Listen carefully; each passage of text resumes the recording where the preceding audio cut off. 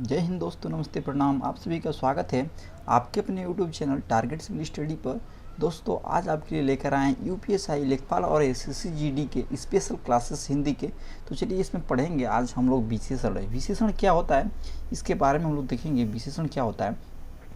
जो शब्द संज्ञा सर्वनाम की विशेषता बताते हैं उसे विशेषण कहते हैं। यानी जो शब्द संज्ञा और सर्वनाम की विशेषता बताता है उसे क्या कहते हैं? विशेषण कहते हैं। जो शब्द विशेषता बताते हैं उन्हें विशेषण, और उसकी विशेषता बताते हैं उसे विशेष्य संज्ञा कहते हैं। यानी जो विशेषण की विशेषता बताता है उसे क्या कहते हैं हम लोग? विशेष्य कहते हैं। चलिए देखेंगे। जैसे में यह काली गाय है, तो काली क्या है इसमें? ये हो जाएगी आपकी विशेषण हो जाएगी। उसकी क्या हो जाएगी? विशेषण हो जाएगी। देखिए इसमें लिखा है यह हो जाएगा सर्वनाम, और काली हो जाएगा विशेषण, और गाय हो जाएगी आपकी विशेष्य हो जाएगी। क्या हो जाएगी आपकी? विशेष्य हो जाएगी। विशेष किस प्रकार से हो जाएगी कि क्योंकि वह विशेषण की विशेषता बता रही है, यानी गाय की विशेषता बता रही थी, ये आपकी विशेष्य हो जाएगी। ठीक है, जिसको हम संज्ञा कहते हैं। ठीक है, अब चलेंगे हम लोग देखेंगे विशेषण के भेद। विशेषण के प्रकार कितने होते हैं? 4 होते हैं। पहला होता है सर्वनामिक विशेषण, दूसरा होता है गुणवाचक विशेषण, तीसरा होता है संख्यावाचक विशेषण, चौथा होता है परिणामवाचक विशेषण। ठीक है, यानी ये 4 इसके प्रकार होते हैं। तो चारों प्रकार को एक एक करके हम लोग देखेंगे। पहला देखेंगे सर्वनामिक विशेषण क्या होता है, दूसरा गुणवाचक विशेषण क्या होता है। तो देखिए पहला हम लोग को सर्वनामिक विशेषण। जो सर्वनाम पुरुषवाचक और निजवाचक सर्वनाम में, जैसे मैं, तुम, आप के सिवा अन्य सर्वनाम जब किसी सर्वनाम के पहले आते हैं तो उन्हें सर्वनामिक विशेषण कहते हैं। जैसे में वह हो जाएगा, वह नौकर नहीं आया, यह घोड़ा अच्छा है, तो कोई आदमी रो रहा है। तो देखिए इसमें जो वह है, यह है, ये सब क्या है? सर्वनामिक विशेषण में आएंगे। तो इससे आपको पहचानने में आसानी रहेगी। चलिए हम लोग देखेंगे गुणवाचक विशेषण में कि गुणवाचक विशेषण क्या होता है। तो जो शब्द संज्ञा सर्वनाम की गुण, दशा, स्वभाव आदि का बोध कराते हैं उन्हें गुणवाचक विशेषण कहते हैं। यानी जो सब संज्ञा और सर्वनाम की गुण, दशा, स्वभाव की बोध कराते हैं उसको क्या कहते हैं हम लोग? गुणवाचक कहते हैं। क्या कहते हैं? गुणवाचक कहते हैं। गुणवाचक कहते हैं विशेषण। ठीक है, तो चलिए गुणवाचक में देखेंगे हम लोग किस प्रकार से ये है। तो गुणवाचक में है कालबोधक है, जैसे कि नया, पुराना, ताज़ा, भविष्य, प्राचीन, अगला, पिछला, ऐसे इस प्रकार से जो शब्द आएंगे तो सब गुणवाचक विशेषण की ही होंगे। रंग बोधक में देखेंगे हम लोग, जैसे कि लाल, पीला, चमकना, नीला।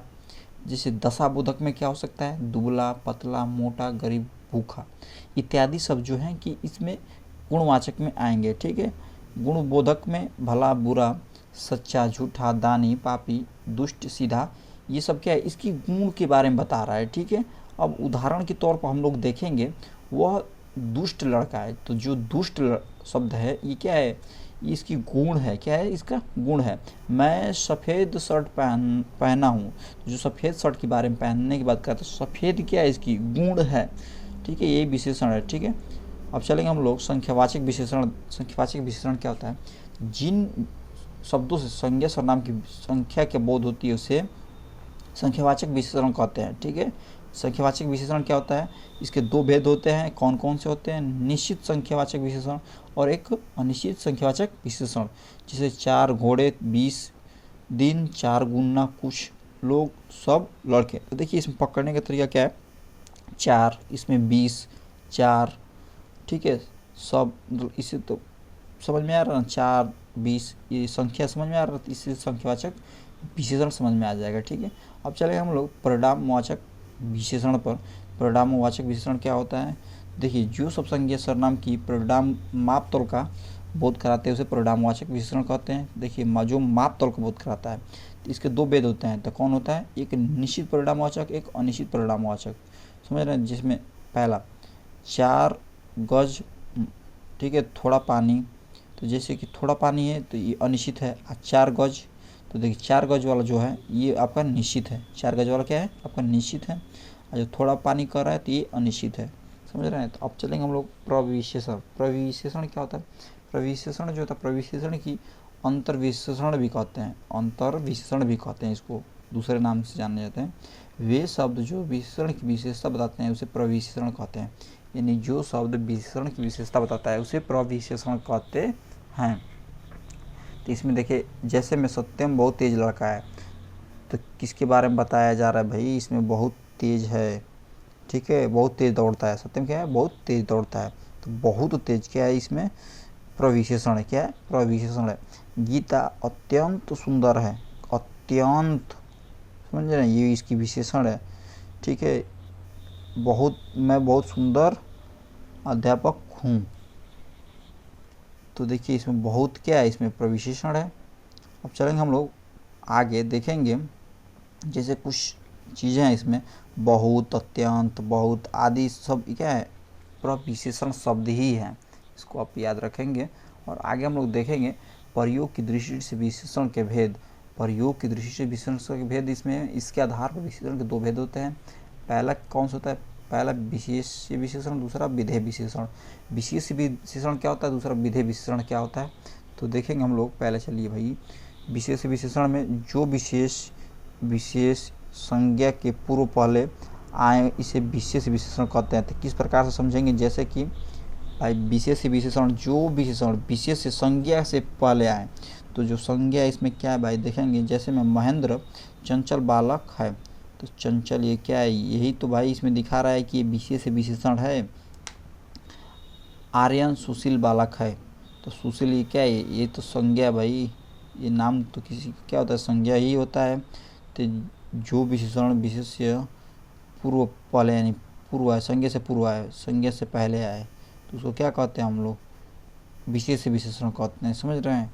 अब चलेंगे हम लोग विधेय विशेषण। विधेय विशेषण में जो विशेषण विशेष से संज्ञा और क्रिया के बीच में आए, तो किस प्रकार से आएगा, अर्थात जो विशेषण संज्ञा के बाद आए उसे कहते हैं। तो देखिए इसमें आप लोग ध्यान देंगे कभी भी कि ये संज्ञा के बाद भी आ सकता है या संज्ञा और क्रिया के बीच में भी आ सकता है, दोनों जगह आप लोग याद रखेंगे।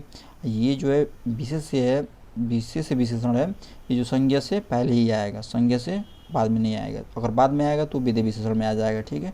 जैसे अर्पित बालक आलसी है, तो ये आलसी है, यानी अर्पित बालक क्या है, आलसी है, ये बाद में आ रहा है, ठीक है।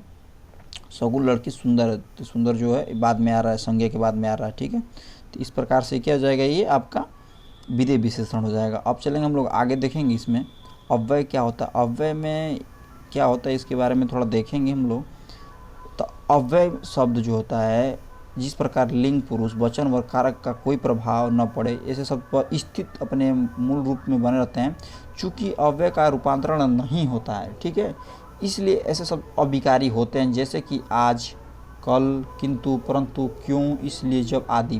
तो देखिए भाई, इसमें आप लोग को याद रखने वाला चीज़ है, जैसे कि आज हो गया, कल हो गया, ठीक है, किंतु हो गया, क्या हो जाएगा, किंतु हो गया, बहुत याद करने वाली चीज़ है। परंतु हो गया, क्यों हो गया, ठीक है, इसलिए हो गया, चूँकि हो गया, ये सब चीज़ें जो है, ये इम्पोर्टेंट चीज़ें, यही सब क्या होता है, अव्यय होता है। क्या होता है, अव्यय होता है। इसमें कितने भेद होते हैं, इसके 4 भेद होते हैं भाई।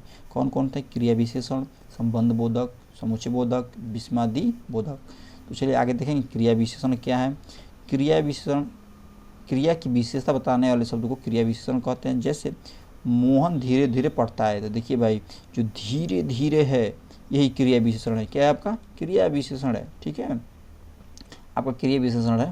तो आगे देखेंगे हम लोग इसका जो नोट है, नोट में क्या है, नोट में देख लेंगे कि विशेषण वाले शब्द सदैव संज्ञा के पहले लगते हैं। जो विशेषण वाले शब्द होते हैं सदैव क्या होते हैं, संज्ञा से पहले लगते हैं, जबकि क्रिया विशेषण वाले शब्द सदैव क्रिया के ठीक पहले लगते हैं।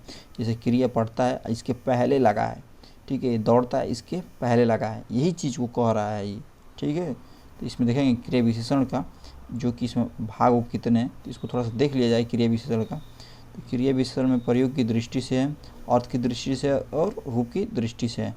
तो देखिए साधारण होता है प्रयोग की दृष्टि से, साधारण, संयोजक और अनुबंध होता है।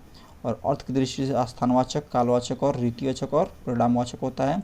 रूप की दृष्टि से मूल होता है, यौगिक होता है और स्थानीय होता है। अगर आपको वीडियो पसंद आई तो वीडियो को लाइक और चैनल को सब्सक्राइब करना न भूलें।